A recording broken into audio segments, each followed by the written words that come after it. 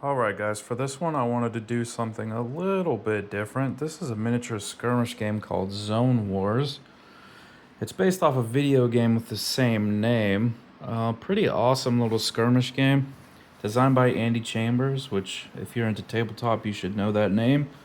And if you don't, you should look it up. This is the core box here.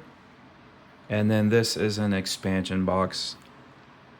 Each box has two different factions. I have them laid out here below.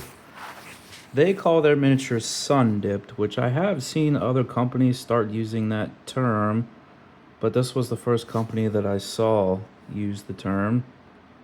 It's basically just looks like colored plastic with a wash and a dry brush is what it looks like. That's the Mutant faction.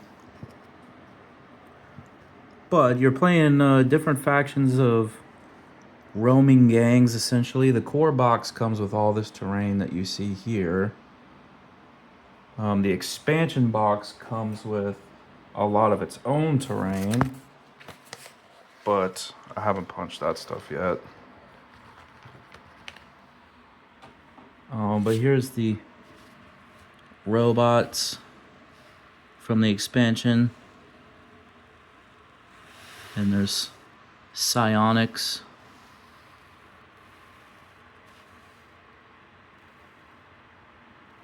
It's a pretty awesome little game. You're running around the map, picking up gear.